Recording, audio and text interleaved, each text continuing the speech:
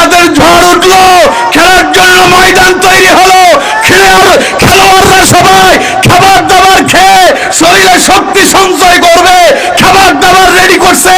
ছাত্র জনতা ডুপ্লেসিক্স একখান বাড়ি দেখে ওর চিন্তা চেতনা মাথার ভেতরে ঢুকে যায়, আমি যদি তার মতো একখান আল্লাহুম্মা সাল্লি আলা মাওলানা মুহাম্মদ ওয়া আলা আলি সাইয়্যিদিনা মাওলানা মুহাম্মদ বালাগাল উলা বিকামালিহি كشف الدجى بجماله حسنت جميع خصاله صلوا عليه قوة عشق سے ہر فرشتوں کا بالا کر دے دہر میں اسم محمد سے اجالا کر دے بلغ العلا بکمالہ کشف الدجى بجمالہ حسنت جميع خصاله صلوا عليه আলহামদুলিল্লাহ।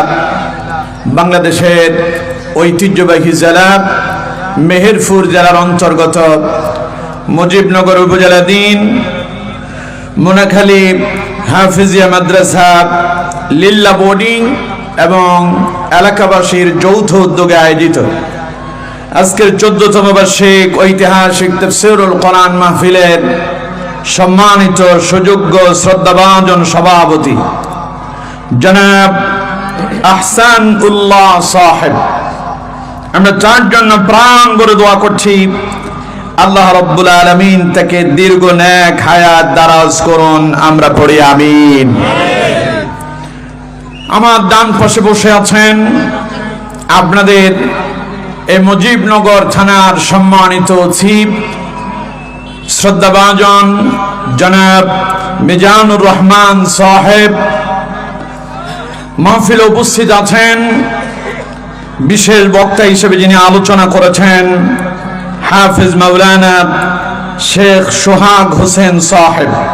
মঞ্চ উপবিষ্ট আছেন আপনাদের এই মুজিবনগরের কৃতি সন্তান তরুণ মুফাসসির কোরআন হাফিজ মাওলানা আশরাফুল ইসলাম সুজন সহ হযরত উলামায়ে কেরাম এবং বিভিন্ন স্তরের বিভিন্ন পর্যায়ের দাওয়াতি মেহমান বৃন্দ।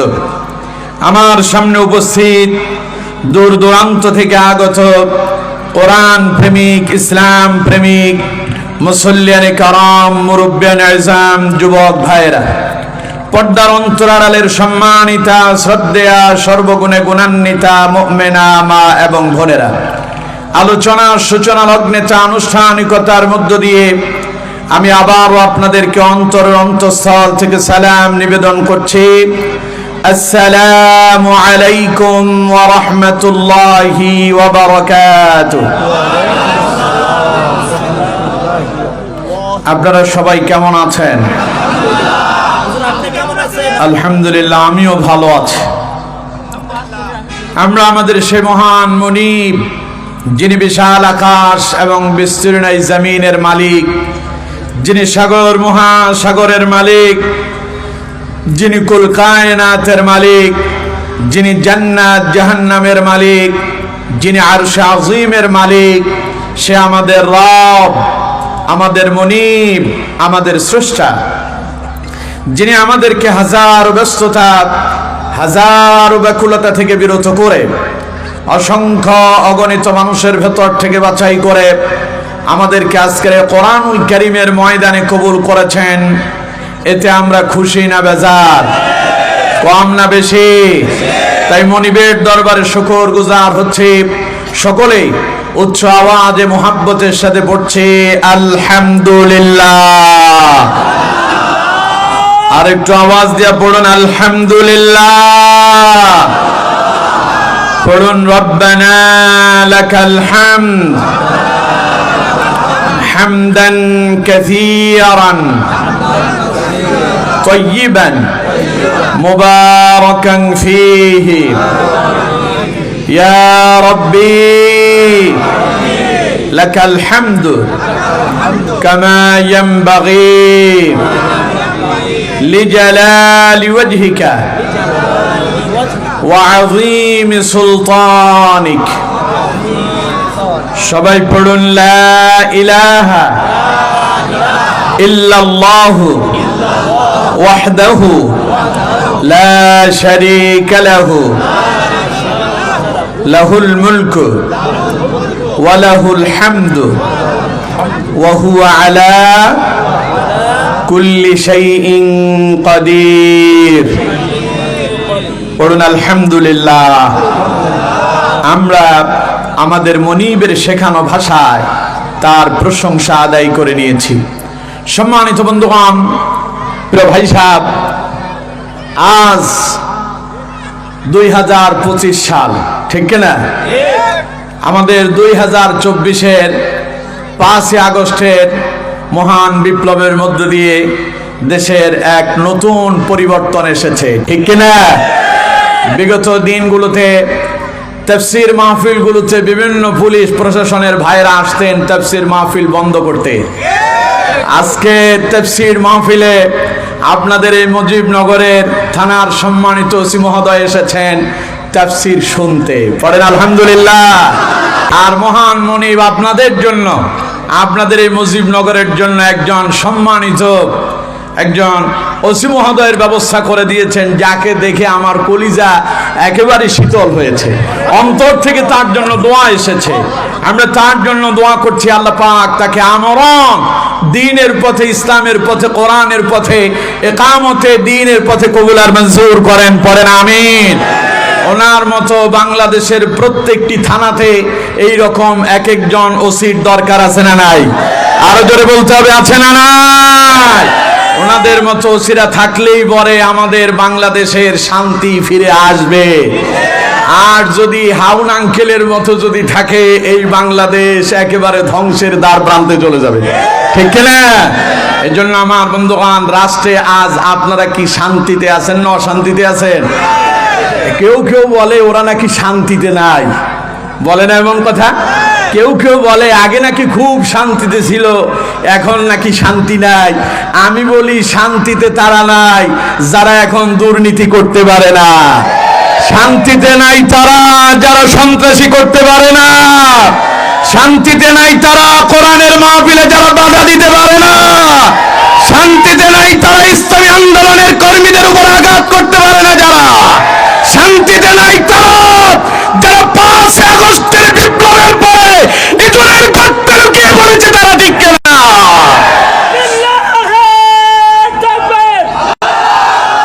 ইসলামের শত্রুরা হুঁশিয়ার সাবধান। কেউ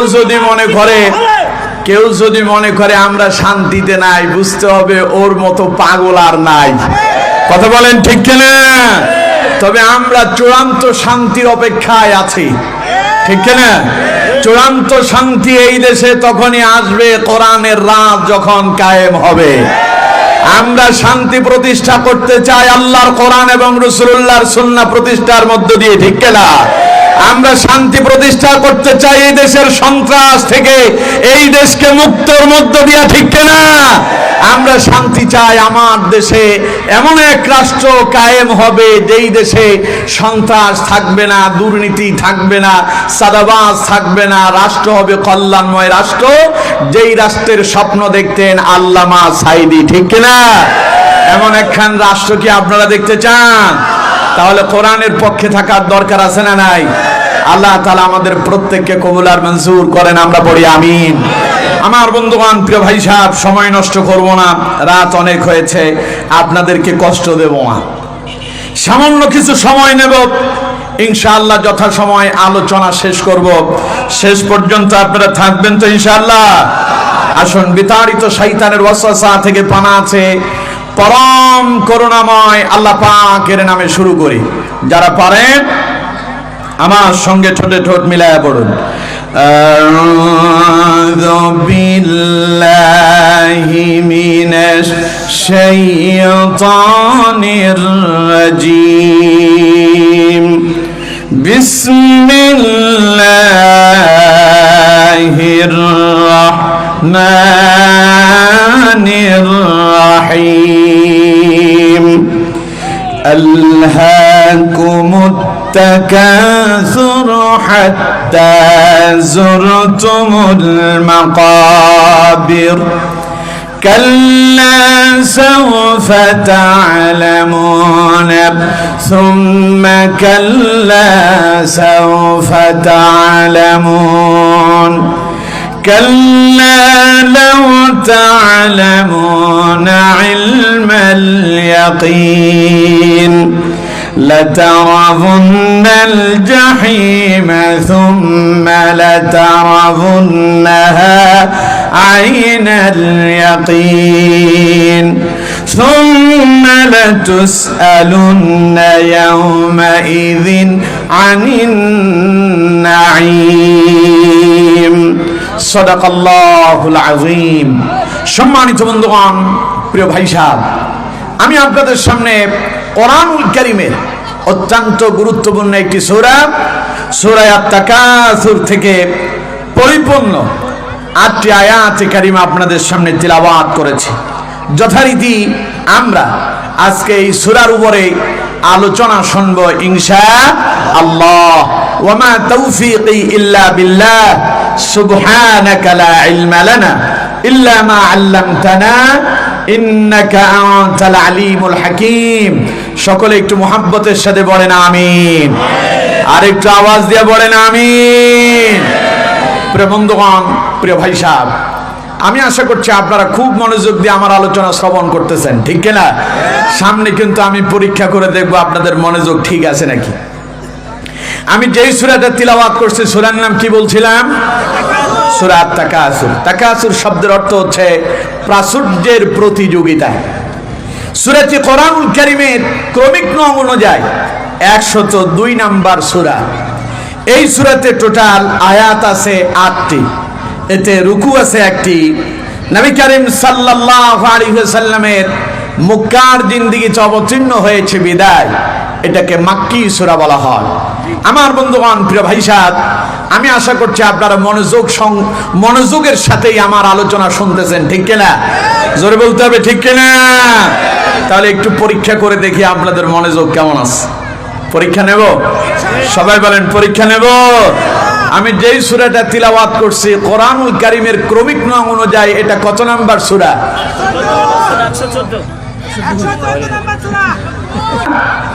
102। কে কে দেখি হাত তোলেন। 102। আচ্ছা, এবার 114 কারা কারা দেখি হাত তোলেন। দেখছেন পেছন থেকে কয় আল্লাহু আকবার। কোরআনের টোটাল সূরা আছে কতটা?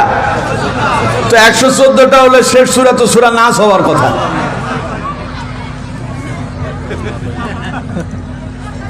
সূরা নাম্বার হচ্ছে 102। সূরা নাম্বার কত? মনোযোগ যে নাই তা প্রমাণ হয়েছে।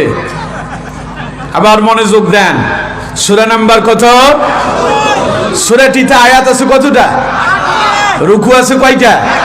সূরাটি নবী করিম সাল্লাল্লাহু আলাইহি ওয়াসাল্লামের মদিনার জিন্দেগিতে অবতীর্ণ হয়েছে বিদায় এটাকে মাদানী সূরা বলা হয়। এবার ঠিক আছে, মনোযোগ আছে স্যার, মনোযোগ আছে। পড়েন আলহামদুলিল্লাহ। তাহলে সূরাটি নবী করিম সাল্লাল্লাহু আলাইহি সাল্লামের মক্কার জিন্দেগিতে অবতীর্ণ হয়েছে বিদায় এটাকে মাক্কি সূরা বলা হয়। এখন প্রশ্ন হলো, আমি আপনাদের কাছ থেকে এই কথাগুলো কেন আদায় করে নিলাম? এই প্রশ্ন আপনাদের আছে না?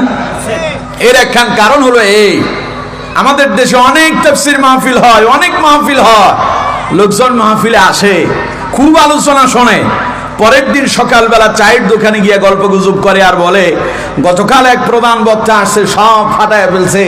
চায়ের দোকানদার কয় আমি তো মাহফিলে যেতে পারি নাই, কি ফাটাইছে দুই একটা বলো তো দেখি। কয়টা তো আর মনে নাই। এই জাতের কিছু মুসল্লি আছে না নাই? আমি চাই আপনারা সেই জাতের হবেন না। আপনারা কষ্ট করে আসছেন, আরামের ঘুমকে হারাম করছেন, এখন ঘুমায় থাকার কথা সে আরামের জায়গাটাকে হারাম করে আল্লাহর সন্তুষ্টির জন্য কোরআনের ময়দানে ছুটে আসছেন। কিছু কথা শোনেন, ভেতরে হৃদয়ের ভেতরে তা সেভ করে নেন, বাড়িতে যাওয়ার সময় নিয়ে যান এবং পরবর্তী সময়টা আমলের ভেতরে তা আপনারা পরিণত করবেন। পারবেন তো ইনশাআল্লাহ? আল্লাহ তাআলা আমাদেরকে কবুল করেন, পড়েন আমিন। তাহলে আমার বন্ধুগণ, সূরা সম্পর্কে মোটামুটি আমাদের একটা ধারণা হয়ে গেল। এবার এই সূরার ফজিলত সম্পর্কে একটু আলোকপাত করি। তাফসীরে মাযহারির ভেতরে এসেছে, নবী করিম সাল্লাল্লাহু আলাইহি ওয়াসাল্লাম তিনি তার সাহাবীদের সামনে এসে বললেন, আমার সাহাবীরা, তোমাদের মাঝে এমন কেউ কি আছে যে একসাথে 1000 আয়াত তিলাওয়াত করতে পারে? সাহাবায়ে কেরাম জবাব দিলেন, ইয়া রাসূলুল্লাহ সাল্লাল্লাহু আলাইহি ওয়াসাল্লাম, একসঙ্গে 1000 আয়াত তিলাওয়াত করা আমাদের সকলের পক্ষে সম্ভব নয়। তবে হ্যাঁ, কিছু সংখ্যক লোক এমন আছে যারা এক বৈঠকে একসঙ্গে 1000 আয়াত তিলাওয়াত করতে পারে। নবী করিম সাল্লাল্লাহু আলাইহি সাল্লাম বললেন, আমার সাহাবীরা, আমি তাহলে তোমাদেরকে একটা সূরার ব্যাপারে সংবাদ দেই। তোমরা কি সূরা তাকাসুর তিলাওয়াত করতে পারবা না? নবী করিম সাল্লাল্লাহু আলাইহি সাল্লাম বলছেন, কেউ যদি সারা দিনে একবার সূরা তাকাসুর তিলাওয়াত করে, ওই একবার তাকাসুর তিলাওয়াত করার বিনিময় আল্লাহ পাক তার আমলনামায় 1000 আয়াত তিলাওয়াতের সমপরিমাণ সওয়াব লিপিবদ্ধ করে দেন। সূরা তিলাওয়াত করছো কয়টা? সবাই বলেন কয়টা? এতে আয়াত আছে কয়টা বললাম? 8টা। এই 8টা আয়াত এক বৈঠকে যদি আপনি তিলাওয়াত করতে পারেন, নবী করিম সাল্লাল্লাহু আলাইহি সাল্লাম বলছেন আপনি যেন 1000 আয়াত তিলাওয়াত করে ফেলেছেন। সুতরাং দিনে একবার এই সূরা তিলাওয়াত করতে পারবেন না? সবাই বলেন পারবেন না? এই সূরা আপনারা পারেন না? দেখি তো এই সূরা পারেন না কারা কারা হাত তোলেন। পারেন না? অল্প সংখ্যক কিছু মানুষ আছেন যারা আপনারা এই সূরাটা পারেন না, হাত নামান। এই সূরাটা বাড়িতে গিয়ে মুখস্থ করবেন, না পারলে দেখে দেখে পড়বেন। আমার দেশে তো এখন কোরআন তিলাওয়াত নাই বললেই চলে, ঠিক কিনা? এক সময় ফজরের পরে প্রতি বাড়ি থেকে কোরআন তিলাওয়াতের আওয়াজ শোনা যেত, এখন আর তা শোনা যায় না। এখন সকালবেলা আমার দেশের ঘরগুলোতে কোরআন তিলাওয়াতের পরিবর্তে আমার দেশে গান বাজনা দিয়া সকালবেলা আমার দেশের লোকদের জীবন যাত্রা শুরু হয়, ঠিক কিনা? জোরে বলেন ঠিক কিনা? এই জন্য জীবনের কোনো পরিবর্তনও নাই। অথচ আমার বন্ধুগণ, আপনি যদি সকালবেলা আল্লাহর কোরআন তিলাওয়াত করতে পারেন, আল্লাহ রাব্বুল আলামিন বলছেন সকালবেলা যে কোরআন তিলাওয়াত করা হয়, আল্লাহ পাক বলেন ওই কোরআন বান্দার জন্য কিয়ামতের ময়দানে সাক্ষী হয়ে যায়। সুতরাং আমার বন্ধুগণ, সকালবেলা কোরআন তিলাওয়াত করতে হবে। সকালবেলা যদি ঘরের ভেতরে কোরআন তিলাওয়াত করতে পারেন, ওই ঘরের ভেতরে রহমত আর বরকত তিনি নাজিল করবেন। তিনি কে? আজ আমাদের ঘরগুলোর ভেতরে শান্তি নাই, বউতে শান্তি নাই, ছেলেতে শান্তি নাই, ঘরেতে শান্তি নাই, সমাজে শান্তি নাই, রাষ্ট্রের ভেতরে শান্তি নাই।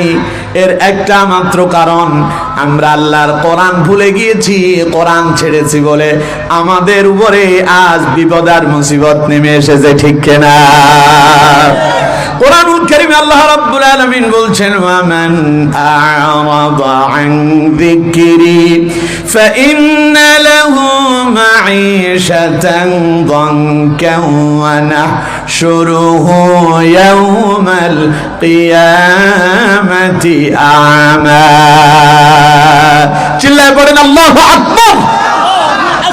আল্লাহ পাক বলছেন, ওয়ামান আ'রাদা আন যিকরি, কেউ যদি আল্লাহর জিকির তথা কোরআন তিলাওয়াত থেকে মুখ ফিরায় নেয়, ফাইন্না লাহু মাঈশাতান দানকা, আল্লাহ রাব্বুল আলামিন বলেন আমি তার দুনিয়ার জীবনটারে সংকীর্ণ করে দেব, আমি তারে বিপদে ফেলে দেব।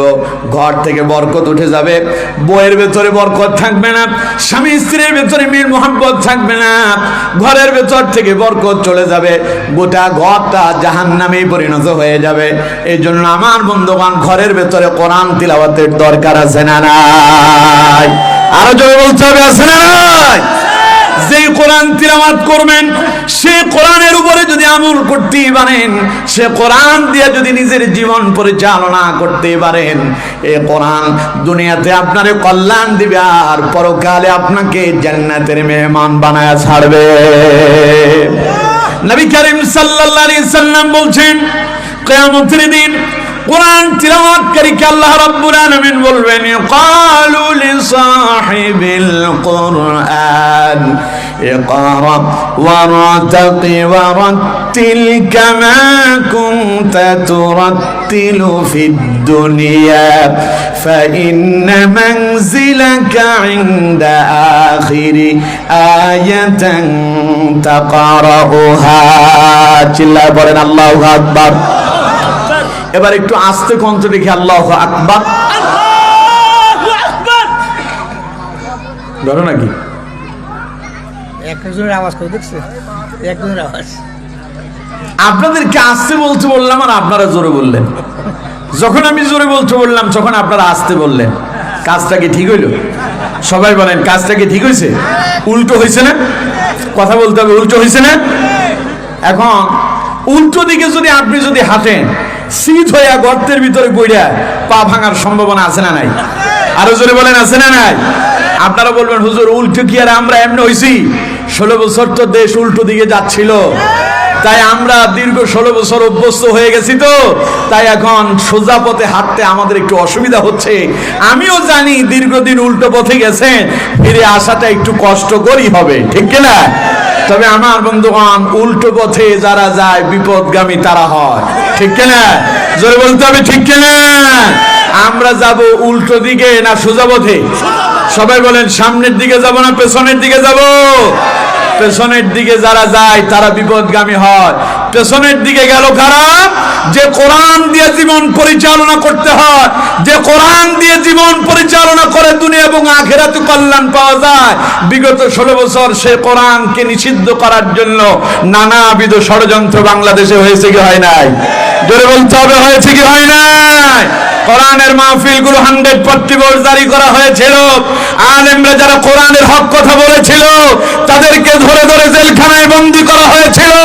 এই বাংলাদেশের যিনি কোরআনুল কারীম তথা তাফসীর মাহফিলের রূপকার ছিলেন, আমাদের কোরআনের পাখি আল্লামা দেলোয়ার হোসেন সাইদি রাহিমাহুল্লাহকে মিথ্যা মামলা দিয়া 13 বছর জেলখানায় বন্দী রেখে চিকিৎসার নামে অপচিকিৎসা দিয়া তাকে হত্যা করা হয়েছিল, ঠিক কিনা?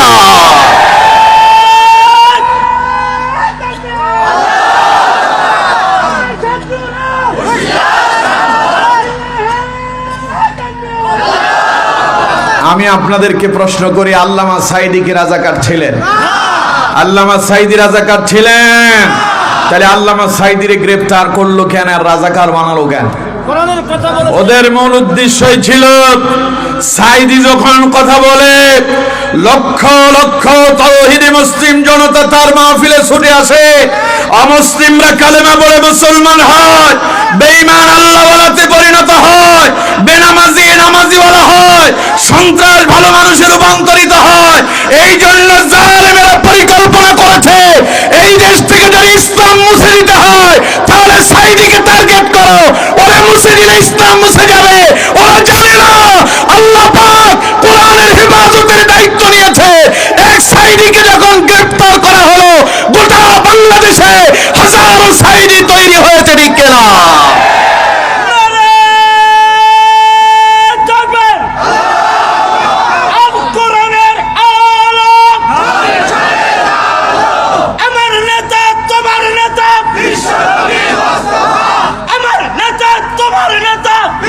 সুতরাং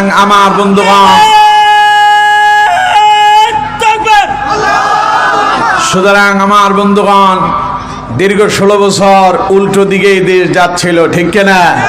যার হাতে হাত রেখে হাজারের অধিক অমুসলিম কালেমা পড়ে মুসলমান হয়েছে, ওই মানুষটারে তো মাথায় তুলে রাখার দরকার ছিল, ঠিক কিনা? তার মানে তারে গ্রেপ্তারের মধ্য দিয়ে বোঝা যায় দেশ উল্টো দিকে যাচ্ছিল। এই জন্য উল্টো দিকে চলতে চলতে আপনারাও একটু উল্টো হয়ে গেছেন আর কি। আমাদের ফেনীর ভাষায় কয় উল্টা কুই, উল্টো দিকে যায়। এখন কি উল্টো দিকে যাবেন? কথা বলেন, উল্টো দিকে যাবেন? উল্টো দিকে যারা গেছিল সামনের দরজা দিয়ে বেরোতে পারে নাই, পেছনের দরজা দিয়ে পালাতে হয়েছে, ঠিক কিনা? সুতরাং উল্টো দিকে যাওয়ার চিন্তা ভাবনা করেন না, সামনের দিকে হাঁটেন। কোন দিকে? সবাই বলেন কোন দিকে? তাহলে চিল্লায় ওখানে আল্লাহু আকবার। না, আওয়াজ হয় না, ওই একজনের আওয়াজই কাফি। আল্লাহু আকবার। ওনার মতো এরকম কয়েকজন হইলেই যথেষ্ট, ঠিক কিনা?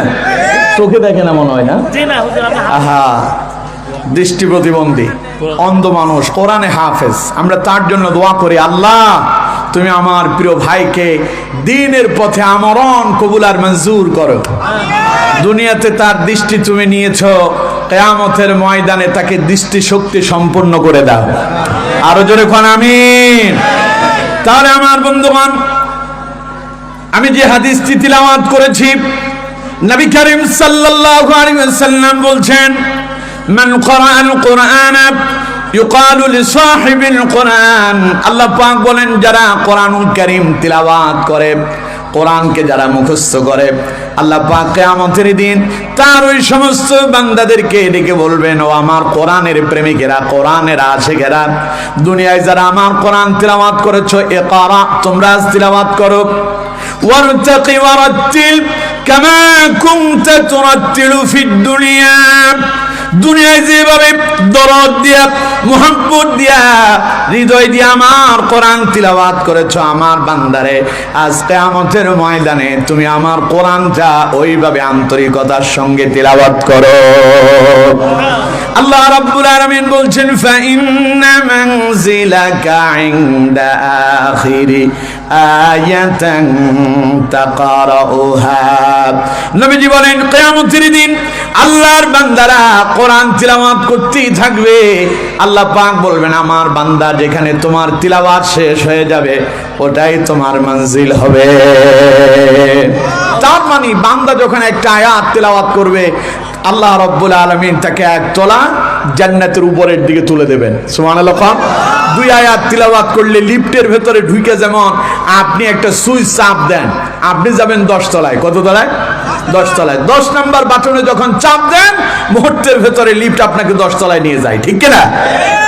নবী করিম সাল্লাল্লাহু আলাইহি ওয়াসাল্লাম বলছেন, দুনিয়ায় যারা কোরআনের দ্বারক বাহক হবে, এই যে আজকে এই মাদ্রাসার একজন ছাত্র হাফেজ হয়েছে, এই যে মাদ্রাসায় যারা কোরআন শিখতেছে, কোরআন যারা মুখস্থ করতেছে, এরা যদি কোরআনের উপরে আমল করতে পারে, এর উপরে যদি দায়েম এবং কায়েম থাকতে পারে, কিয়ামতের দিন আল্লাহ বলবেন, আমার বান্দা তিলাওয়াত করো। বান্দা এক আয়াত তিলাওয়াত করবে, একতলা উপরে উঠে যাবে, 2 আয়াত তিলাওয়াত করবে, 2য় তলায় চলে যাবে। এইভাবে 6666 আয়াত যিনি মুখস্থ করলেন, এর উপরে যিনি আমল করবেন, তিনি 6666 তলার বিশাল এক জান্নাতের ভেতরে অবস্থান করবেন। সুবহানাল্লাহ। সুতরাং আমার বন্ধুগণ, তাহলে দুনিয়ার জীবনে সকালবেলা কোরআনুল কারীম তিলাওয়াতের দরকার আছে না নাই? সবাই বলতে হবে, আছে না নাই? তো বেশি যেহেতু পারেন না, রাসূল বলছেন সূরা তাকাসুর যদি একবার তিলাওয়াত করেন, 1000 আয়াত সমপরিমাণ তিলাওয়াতের সওয়াব আল্লাহ দান করবেন। তাহলে এই একটা সূরা প্রতিদিন আমরা একবার করে তিলাওয়াত করতে পারবো তো ইনশাআল্লাহ? সবাই বলেন, পারবো তো ইনশাআল্লাহ?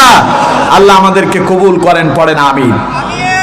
এবারে শুন আমার বন্ধুগণ, এই সূরা নাজিলের প্রেক্ষাপটে আমরা যাই। নবী করিম সাল্লাল্লাহু আলাইহি ওয়াসাল্লাম যখন মদিনায় গেলেন, এই সূরার প্রথম 2টা আয়াত মদিনায় নাজিল হয়েছিল। মদিনার আনসারী 2টা গোত্র ছিল, একটা হলো বনু হারেস আর একটা বনু হারেসা। এই 2 গোত্রের লোকদের ভেতরে একটা অহংকারী ভাব এসে গেল, দাম্ভিকতা এসে গেল।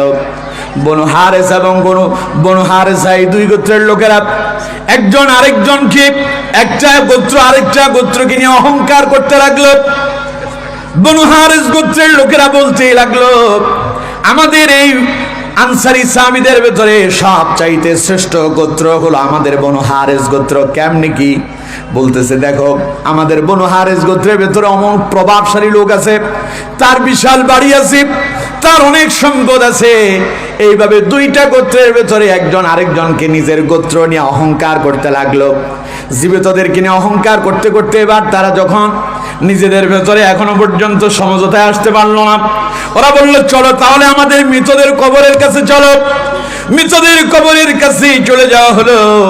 এবার মৃতদের কবরগুলো দেখায় দেখায় একজন আরেকজনকে বলতে লাগলো, দেখো আমাদের এই গোত্রে অমুক নেতা এখানে মরে পড়ে আছে, ওর মতো এমন প্রভাবশালী তোমাদের গোত্রের ভেতরে আর কেউ ছিল নাকি? এইভাবে অহংকার করা শুরু করলো। আমাদের দেশে এই অহংকার আছে না নাই? আরো জোরে বলেন আছে না নাই? 16 বছর যারা ছিল তারা মরহুম প্রেসিডেন্ট শহীদ জিয়াউর রহমানের লাশ নিয়ে কত ব্যঙ্গ করছিল, মনে আছে আপনাদের? কথা বলেন, স্মরণ আছে? সংসদে দাঁড়ায় বক্তব্য দিতে গিয়ে তারা বলতো, স্বাধীনতার ঘোষক জিয়া যে তোমরা যে বলো ওই জিয়ার কবর খুঁড়া দেখো, হাড্ডি ছাড়া কিছুই পাওয়া যাবে না, এমন কথা বলে নাই? কথা বলেন, বলে নাই? আর নিজেদের নেতার ব্যাপারে এমন স্লোগান দিত, ওটারে তো একেবারে ইব্রাহিম আলাইহিস সালামের কাতারে শামিল করে ছাড়ছে, ঠিক কিনা? মুসলিম জাতির পিতার নাম কি? আরো জোরে বলতে হবে, মুসলিম জাতির পিতার নাম কি? আর তারা নিজেদের নেতারে জাতির পিতা বানালো, আর অন্যদিকে আরেক দলের নেতাকে তারা একেবারে জাহান্নামে পৌঁছায় দিচ্ছে, ঠিক কিনা? এমনটা আমাদের দেশে চলছে, এটা তৎকালীন সময় ছিল। তার মানে বোঝা যায় আমাদের দেশের লোকদেরকে, নেতাদেরকে আল্লাহ সতর্ক করছেন সূরা তাকাসুর দিয়া, ঠিক কিনা? জোরে বলতে হবে, ঠিক কিনা? বনু হারেস এবং বনু হারেসা দুই গোত্রের ভেতরে যখন এইভাবে অহংকার আর দাম্ভিকতা চলতে লাগলো, মৃতদের কবর দেখায় একজন আরেকজনকে বৎসনা করতে লাগলো, অহংকার করতে লাগলো। এমন অবস্থায় এই সময় আল্লাহ পাক হযরতে জিবরাইল নাজিল করলেন।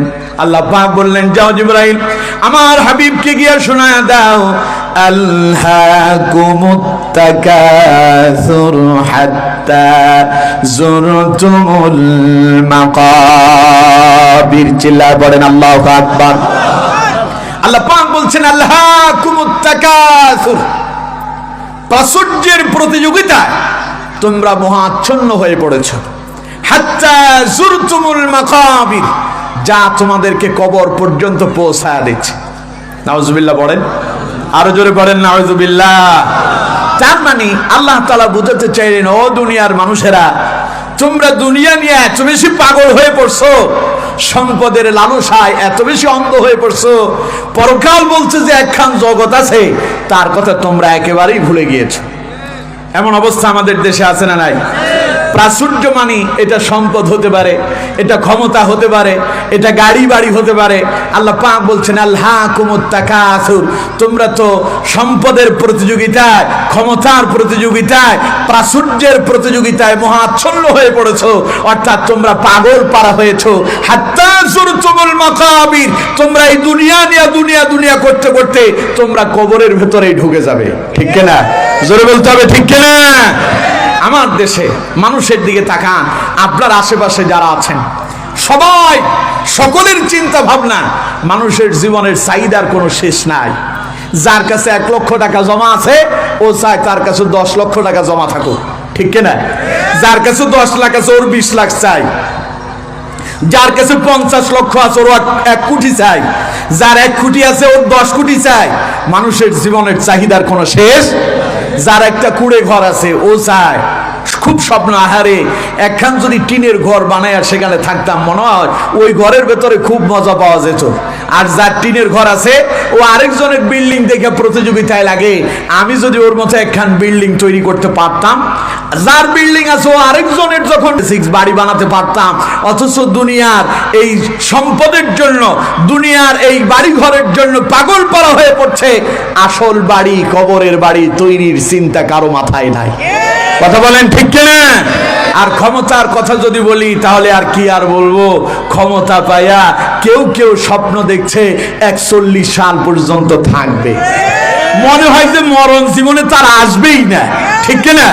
প্রথম টার্গেট ছিল 2021 সাল 2021-এ যখন সাকসেস হয়ে গেল, এবার মিশনার ভিশন ঘোষণা করছে 41। আর 41 সাল কি আর এমনি থাকবে? কারণ তার তো অনেক ক্ষমতা, পাওয়ার অনেক বেশি। কথায় কথায় ডাক দিয়ে কয়, আসো, যদি ক্ষমতা থাকে খেলা হবে। কয় আলিফ টান দিয়া, 4 আলিফ টান দিয়া কয় খেলা হবে। আমি বলি বাপ রে বাপ।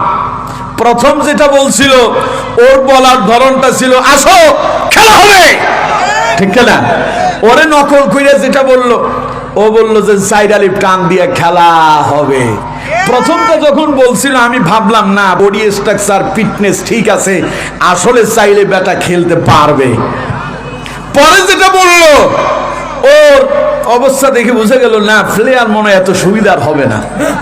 আমাদের ফেনীর ভাষায় বলে, কয় যে এক সাইয়ার বল নাই, হাতে লাইট দোয়াইছে। বুঝেন না কিন্তু আপনারা, এক সাইয়ার বল নাই, হাতে লাইট দোয়াইছে। এখন সাইয়া কি আপনারা তা বুঝেন নাই? সাইয়া মানে হলো চড়ুই পাখি। চড়ুই পাখি চেনেন আপনারা? কথা কয় না। চড়ুই পাখি চেনেন?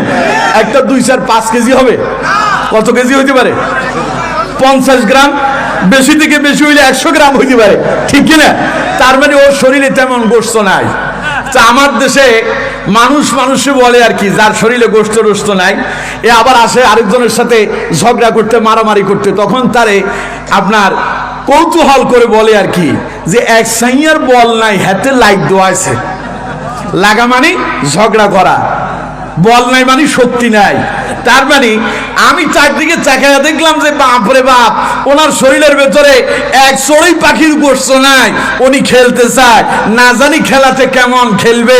খেলার জন্য ছেলেপেলেরা কয়, তোমরা যখন এত খেলতে চাও, 16 বছর খালি ডাকতেছো, কেউ খেলতে চায় না, আমরা একটু খেলে দেখতে চাই কেমন প্লেয়ার তোমরা। স্যার, খেলার ময়দানে এই প্লেয়ারদেরকে দেখে ভয়ে খাবারটা রেখে দিয়া পেছনের দরজা দিয়ে পালাতে বাধ্য হয়েছে, ঠিক কিনা? সুতরাং দুনিয়াতে মানুষ দুনিয়া পাওয়ার জন্য খালি খেলতে চায়। আল্লাহ কয় বেশি খেলতে যেও না, বেশি খেলতে গেলে সিট হয়ে এমন জায়গায় পড়বা আর উঠার মতো রাস্তাও খুঁজে পাবো না, ঠিক কিনা? এখন কয় আমি খুব কাছাকাছি আছি, শর্ট করে এসে যাব। লোকজন কয় আমরা অপেক্ষায় আছি, ফট করে ধইরা তোমাকে জায়গা মতো ঝুলাইয়া দেওয়া হবে। কথা বলেন ঠিক কিনা? সুতরাং দুনিয়া পাওয়ার জন্য ওরা আল্লামা সাইদিকে হত্যা করেছে, ঠিক কিনা? দুনিয়াতে ওরা ক্ষমতায় টিকে থাকার জন্য ইসলামী আন্দোলনের প্রথম সারির নেতাদের নামে মিথ্যা মামলা দিয়া জেলখানায় বন্দী করে মিথ্যা রায় দিয়া তাদেরকে ফাঁসির কাস্তে ঝোলানো হয়েছিল, ঠিক কিনা? ক্ষমতায় টিকে থাকার জন্য এই দেশের হাজার হাজার আলেমদেরকে শাপলা চত্বরে রাতের আঁধারে পাখির মতো গুলি করে হত্যা করা হয়েছিল, ঠিক কিনা? দুনিয়াতে টিকে থাকার জন্য 5 আগস্টের পূর্ব মুহূর্তে এই দেশের হাজার হাজার ছাত্র জনতার বুকে গুলি চালিয়ে ক্ষমতায় টিকে থাকার জন্য তারা পাগল পারা হয়েছিল, ঠিক কিনা? আল্লাহ কয় আল্লাহকুমুত তাকাসুর, দুনিয়ার জন্য তো তোমরা পাগল পারা হয়ে গেছো, প্রতিযোগিতায় লেগে গেছো। হাত্তা জুরতুমুল মাকাবির, এটা তো তোমাদেরকে কবর পর্যন্ত পৌঁছায় দিবে। এই কথা সবাই বুঝে না। এই কথা বুঝে? কথা বলেন না কেন? এই কথা বুঝে? এই কথা যদি বুঝতে পারতো, কোরআনের পাখিদেরকে জেলখানায় বন্দী থাকা লাগতো না, কোরআনের মাহফিলে 140 জারি হতো না। আলেমরা কোরআনের হক কথা বলতে গেল, তাদের সামনে থেকে মাইক কেড়ে নেওয়ার ক্ষমতা কারো থাকতো না। এখনো আবার কেউ কেউ বলে কোরআনের মাহফিল নিয়ে কটূক্তি করে, আছে না নাই? জোরে বলেন, আছে না নাই? ওনাদেরকে বলি সতর্ক হন, বেশি বাড়াবাড়ি করবেন না। বেশি বাড়াবাড়ি ভালো জিনিস না। বাড়াবাড়ি করলে জনগণ থেকে বিচ্ছিন্ন হয়ে যাবে, মনে যে আশা আছে তার খায়েশ পূরণ হবে না, ঠিক কিনা? সুতরাং সতর্কতার সঙ্গে কথা বলেন, সাবধানতার সঙ্গে কথা বলেন। আল্লাহ আমাদেরকে বুঝার তৌফিক দান করেন। পড়েন আমিন।